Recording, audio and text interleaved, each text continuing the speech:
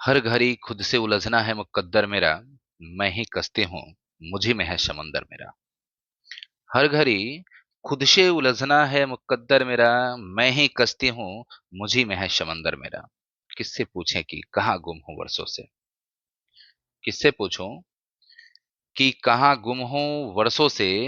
हर जगह ढूंढता फिरता है मुझे घर मेरा। एक से हो गए हैं मौसमों के चेहरे सारे। एक से हो गए हैं मौसमों के चेहरे सारे, मेरी आंखों से कहीं खो गया मंजर मेरा। मुद्दतें बीत गई ख्वाब सुहाना देखे। मुद्दतें बीत गई ख्वाब सुहाना देखे, जागता रहता है हर नींद में बिस्तर मेरा। नमस्कार साथियों, स्वागत है आपका एक बार फिर से आपके YouTube चैनल हिंदी ज्ञान विहार में। हिंदी ज्ञान विहार में UGC NET, TGT, PGT, SET वेट या यूनिवर्सिटीज के विद्यार्थियों के लिए उनके चैप्टर में लगे हुए, यानी कि उनके सिलेबस में लगे हुए जो कहानी है, उस कहानी को अभी हम लोग पढ़ रहे हैं। कहानी के इस संग्रह में उपस्थित काफी अधिक रोचक कहानी कानों में कंगना है। काफी अधिक रोचक कहानी कौन है जी? कानों में कंगना है, जो कि राजा राधिका रमण प्रसाद सिंह के द्वारा लिखित है। किनके द्वारा लिखित है जी? राजा राधिका रमण प्रसाद सिंह के द्वारा लिखित है ना? फिर से एक बार देख लेते हैं। कानों में कंगना शीर्षक कहानी जो है टीजीटी, पीजीटी, नेट, जेआरएफ या फिर सेट वेट की तैयारी करने वाले समस्त विद्यार्थियों के सिलेबस में लगा हुआ है। तो जब सिलेबस में लगा है तो पढ़ना हमारे लिए काफी अधिक महत्वपूर्ण है, जरूरी है। और जब जरूरी है तो आइए इस पे हम लोग चर्चा कर लेते हैं। इस कहानी के लेखक कौन है? तो राजा राधिका रमण प्रसाद सिंह। ठीक है, चलिए सबसे पहले इस कहानी के पृष्ठभूमि के बारे में जानेंगे। तो इस कहानी के बारे में मैं बता दूं कि सन 1913 ईस्वी में प्रकाशित हुई थी। अब पूछा जाए कि कानों में कंगना शीर्षक कहानी जो है सन 1913 ईस्वी में किस पत्रिका में प्रकाशित हुई थी, तो इसका सही उत्तर क्या देंगे आप? इंदु पत्रिका में। जानना काफी जरूरी है क्योंकि प्रश्न इसी सबसे आते हैं। पात्र के बारे में पूछ लिया जाएगा, स्टेटमेंट कुछ पूछ लिया जाएगा, किस पत्रिका में प्रकाशित और किस वर्ष या किस सन में प्रकाशित हुई है, इसके बारे में पूछा जाता है। ठीक है, तो ये छोटी छोटी चीजें जो है हम सबके लिए काफी अधिक महत्वपूर्ण साबित होता है। तो इस छोटी चीज को छोटी चीज न मानते हुए नोट्स में शामिल करते चलेंगे, है ना? तो ये जानेंगे कि कानों में कंगना शीर्षक कहानी जो है किनके द्वारा लिखित है, तो राजा राधिका रमण प्रसाद सिंह के द्वारा लिखित है। और यह हिंदू पत्रिका में प्रकाशित है। सन कब जी? 1913 ईस्वी में। कहानी के नायक हैं नरेंद्र। पूछा जाए कि नरेंद्र किस कहानी के पात्र हैं या मुख्य पात्र हैं, तो आप कह देंगे कानों में कंगना, या फिर कह देंगे कानों में कंगना शीर्षक कहानी के मुख्य नायक कौन है, तो क्या कह देंगे? नरेंद्र, है ना? तो नरेंद्र जो है अपनी आप बीती लिख रहा है ना? इसलिए इस कहानी को आत्मकथानक कहानी भी कहा गया है। आत्मकथानक क्यों कहा गया है? क्योंकि एक्टर जो है नरेंद्र जो है ये अपनी कहानी, यानी कि अपनी आत्मकथा को इसमें लिख रहे हैं, जिस कारण से इसको क्या कहा गया है? आत्मकथानक कहानी कहा गया है। ठीक है, चलिए देखते हैं इसके प्रतिपाद्य को। तो प्रतिपाद्य में देखेंगे कि केंद्रीय पात्र एवं कथावाचक जो है कौन? नरेंद्र, है ना? केंद्रीय पात्र जो है यानी कि मुख्य नायक जो है नरेंद्र, कथावाचक वही है ना? तो इसलिए कहा गया कि केंद्रीय पात्र एवं कथावाचक नरेंद्र का किरण से प्रेम विवाह। देखिए, पूछा जाए किरण कौन है जी, तो किरण इसकी नायिका है ना? इस कहानी के नायक नरेंद्र हुए और नायिका जो है किरण हो गई, है ना? इनसे प्रेम विवाह। और फिर क्या होता है कि किन्नरी, यहाँ पे मिसटाइप हुआ है, किन्नरी जो है किन्नरी के सौंदर्य में वशीभूत होकर के प्रेम विमुख हो जाते हैं। और अंत में किरण के प्राण त्याग के समय वास्तविकता के एहसास होने की कहानी प्रदर्शित किया गया है। मतलब क्या है? प्रेम विवाह तो करते हैं किससे? किरण से। किरण रहती कौन है? तो नरेंद्र के जो गुरुजी हैं उन गुरुजी के पुत्री रहती है। गुरुजी की पुत्री रहती है कौन? किरण, है ना? किरण नरेंद्र के गुरुजी की पुत्री रहती है और गुरुजी से ज्ञान लेने जाया करते थे, और वहीं गुरुजी के पुत्री से इनको प्रेम हो जाता है। प्रेम होने के बाद गुरुजी के सहमति के अनुसार किरण से तो शादी कर लेते हैं, यानी कि प्रेम विवाह हो जाता है। शादी के कुछ वर्षों के बाद इनका दिल आ जाता है एक किन्नरी पे, है ना। किन पे आता है? किन्नरी पे। उसके सुंदरता को देख करके उसके बस में ये हो जाता है ना। मान लीजिए किन्नरी है, धंधे वाली है, तो उसको क्या चाहिए? पैसे चाहिए। तो ये अपने यहाँ से पैसे, गहने वगैरह वगैरह सारा चीज जा करके दिया करते थे। घर से कंगाल हो गए।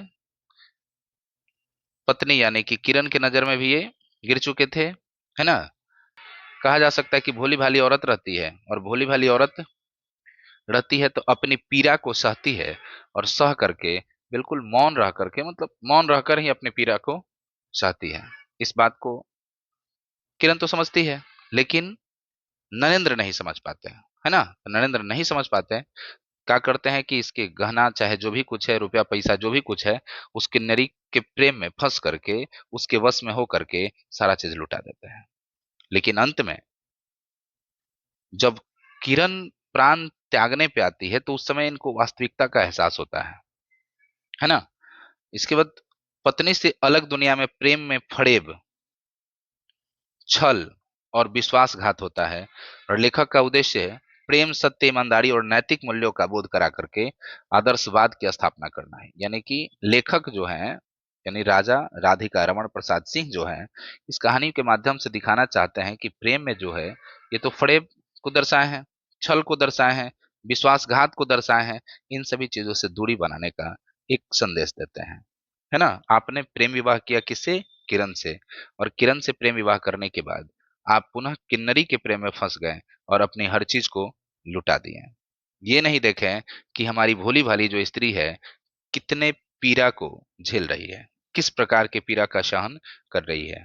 ठीक है, भोली भाली है, हमसे बोल नहीं रही, बता नहीं रही, बता नहीं रही, मतलब ऐसा ये नहीं हुआ कि उसको ज्ञात नहीं है, उसको हर चीज ज्ञात है, लेकिन आपके खुशी के खातिर ये कुछ नहीं बोला करती थी। खैर, तो लेखक जो है प्रेम, सत्य, ईमानदारी और नैतिक मूल्यों का बोध करा करके आदर्शवाद की स्थापना करना चाहते हैं। ठीक है। केंद्रीय पात्र एवं कथावाचक जो नरेंद्र हैं, वो किरण से प्रेम विवाह करते हैं। फिर प्रेम विवाह के बाद किन्नरी के सौंदर्य में वशीभूत हो जाते हैं, उससे प्रेम कर बैठते हैं। प्रेम करने के बाद अपने सारे चीज, गहना गुड़िया पैसा सारा चीज लुटा देते हैं। लास्ट में जब किरण मजबूर होकर के प्राण त्यागने पर आ जाती है, तो उस समय वास्तविकता का एहसास होता है। इस कहानी को इसमें प्रदर्शित किया गया है। साथ ही साथ पत्नी से अलग दुनिया में प्रेम जो होता है, चाहे किसी भी पति के लिए हो, पत्नी के होने के बावजूद यदि बाहरी दुनिया में आप प्रेम कर रहे हैं, तो प्रेम नहीं, फरेब है, एक तरह का छल है, एक तरह का विश्वासघात है। आप दूसरे के साथ नहीं, खुद के साथ कर रहे हैं। इस बात का एहसास बाद में होता है ना। तो लेखक का उद्देश्य रहता है कि प्रेम, सत्य, ईमानदारी और नैतिक मूल्यों का बोध करा करके आदर्शवाद की स्थापना करें, है ना। आदर्शवाद की स्थापना करना। चलिए, इसके मुख्य पात्र जैसे कि आप समझ गए, पहले कौन है? किरण। किरण कौन रहती है? कहानी की नायिका रहती है। कहानी की नायिका रहती है, जो नायक नरेंद्र की पत्नी होती है। और गुरु जो होते हैं, नरेंद्र के गुरु योगेश्वर, उन्हीं की पुत्री रहती है। यानी कि नरेंद्र के गुरु जी की पुत्री कौन रहती है? किरण रहती है ना। किरण जो है एक आदर्शवादी नारी है। नायिका की सुंदरता की तुलना लेखक ने प्राकृतिक से की है। लेखक जो है यह नेचर से कंटेक्ट वे ये कंपेयर करते हैं, प्राकृतिक से तुलना करते हैं, किसकी? किरण की, है ना। बताते हैं कि आकाश में तारों को देख या उन जगमग आंखों को देखा, बात एक ही थी। यानी कि आकाश में तारों को देखा या फिर आंखों को देखा, बात एक ही है। ठीक है। नेक्स्ट पात्र नरेंद्र हैं। तो नरेंद्र जो हैं किरण के पति हैं, जो पहले उसके पिता का शिष्य रहते हैं। पिता यानी कि योगेश्वर के शिष्य रहते हैं, और किरण से खूब प्रेम करते हैं। बाद में एक किन्नरी के जाल में फंस करके सब कुछ गंवा देते हैं, इतना तक कि पत्नी को भी गंवा देते हैं। योगेश्वर कौन है? तो नरेंद्र के गुरुजी और किरण के पिताजी। किरण के पिताजी और नरेंद्र के गुरुजी, है ना। यही गुरुजी के पास शिक्षा ग्रहण करने के लिए नरेंद्र जाते हैं। तो नरेंद्र की नजर में आ जाती है कौन? किरण। और किरण की सुंदरता पे ये लोभित होकर के उसे प्रेम करना शुरू कर देते हैं। इस बात को गुरुजी भी जानते हैं। गुरुजी जानने के बाद सहमति से किरण की शादी नरेंद्र से करा देते हैं। लेकिन नरेंद्र का लत तो बिगड़ा हुआ है। किरण अच्छी लगी तो किरण से प्रेम बैठ प्रेम कर बैठे, आगे किन्नरी अच्छी लगी तो किन्नरी से प्रेम कर बैठे। तो कुल मिलाकर के नरेंद्र जो है अपने जगह पर गलत थे, लेकिन इस बात का एहसास उन्हें बाद में हुआ। ठीक है। इसके अलावा एक गौण पात्र इसमें जूही है।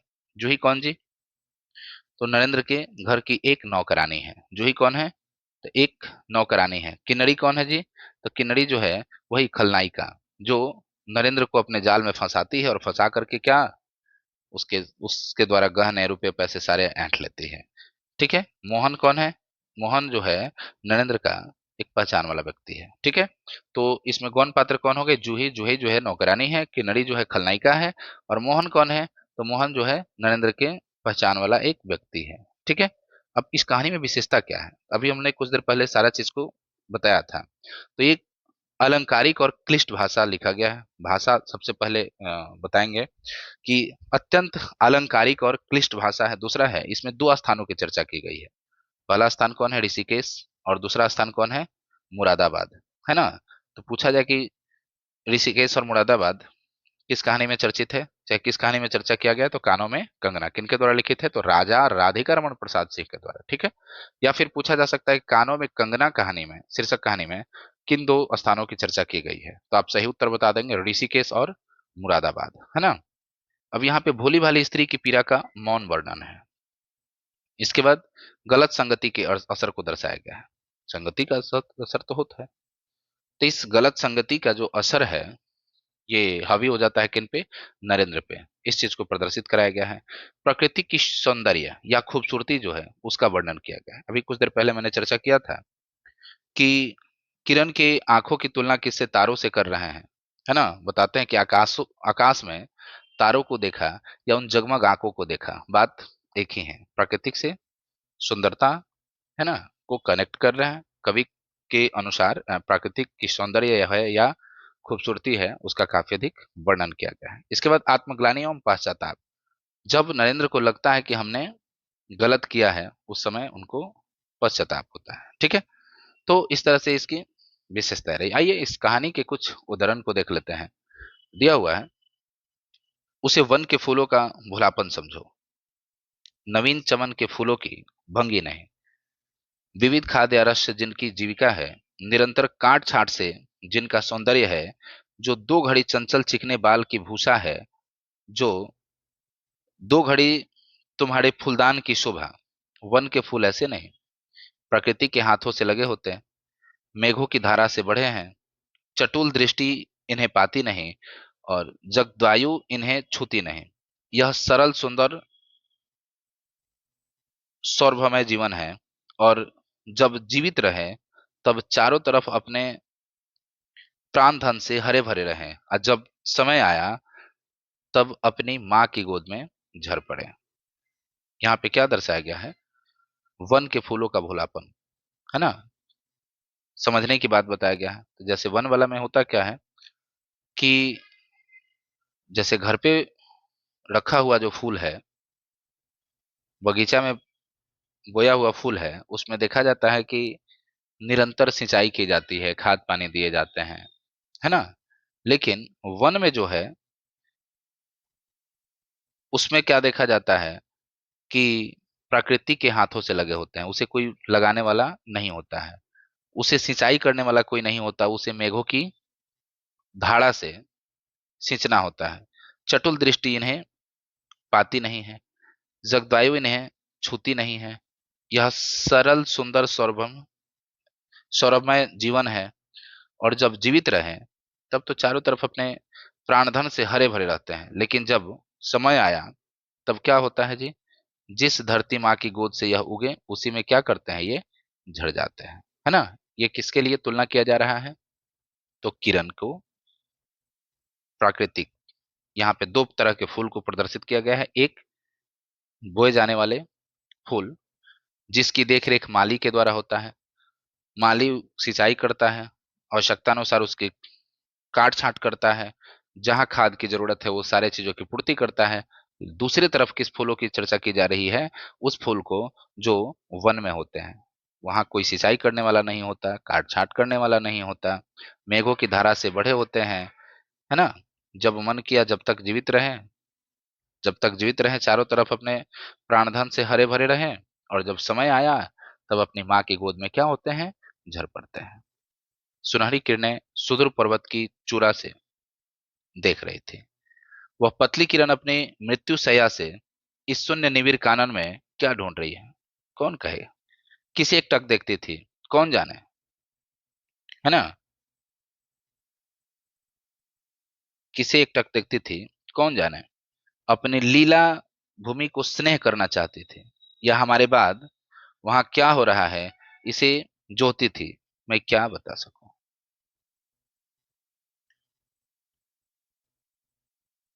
बताते हैं कि इससे पहले जो कथन आपने देखा ये उस वक्त का है जब किरण मरने के कगार पे है।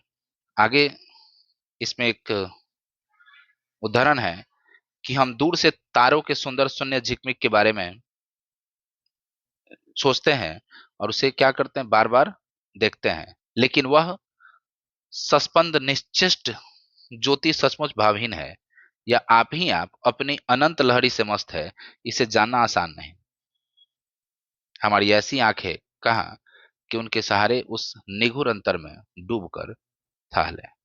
गोपियों को कभी स्वप्न में भी नहीं झलकता था कि बांस की बांसुरी में घूंघट खोलकर नचा देने वाला शक्ति भरी है। स्टेटमेंट ये पूछता है कि गोपियों को कभी स्वप्न में भी नहीं झलकता था कि बांस की बांसुरी बजाने वाला या बांस की बांसुरी में घूंघट खोलकर नचा देने की शक्ति भरी है। समय ने सब कुछ पलट दिया। अब ऐसे वन नहीं जहां कृष्ण गोलोक से उतरकर दो घड़ी वंशी की टेर दें। ऐसे कुटीर नहीं जिनके दर्शन से रामचंद्र का भी अंतर प्रसन्न हो, या ऐसे मुनीष नहीं ऐसे मुनीष नहीं जो धर्म धुरंधर धर्मराज को भी धर्म में शिक्षा दें। यदि एक दो भूले भटके हों तब अभी तक उन पर दुनिया का पर्दा नहीं उठा, जगन माया की माया नहीं लगी, लेकिन वे कब तक बचे रहेंगे। लोग अपने यहाँ अलौकिक बातें कब तक होने देगा। भवसागर की जब तरंगों पर थिर होना कब तक संभव है। नेक्स्ट नेक्स्ट उदाहरण है कि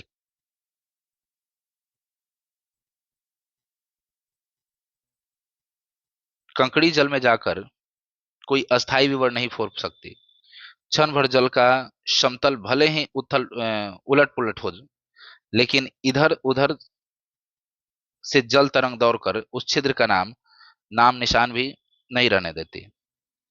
जगत की भी यही चाल है। यदि स्वर्ग से देवेंद्र भी आकर इस लोक चलाचल में खड़े हो, फिर संसार देखते ही देखते उन्हें अपना बना लेगा। इस काली कोठरी में आकर उनकी कालिमा से बचे रहें, ऐसी शक्ति अब आकाश कुसुम की समझो। 2 दिन में राम हाय जानकी कहकर वन वन डोलते फिरे। 2 क्षण में यही विश्वामित्र को भी स्वर्ग से घसीट लाया, है ना। नेक्स्ट है कि चढ़ा नशा उतर पड़ा, सारी बातें सूझ गई और आंखों पर की पट्टी जो है खुल पड़ी। लेकिन हाय, खुली भी तो उसी समय जब जीवन में केवल अंधकार ही रह गया। काश ये आंखों की पट्टी जो है पहले खुल गया होता, पत्नी भी बच जाती, पत्नी का जो प्रेम है वो बच जाता, घर की संपत्ति को बचाया जा सकता था। लेकिन खुली भी तो कब, जब सब कुछ खत्म हो गया तब।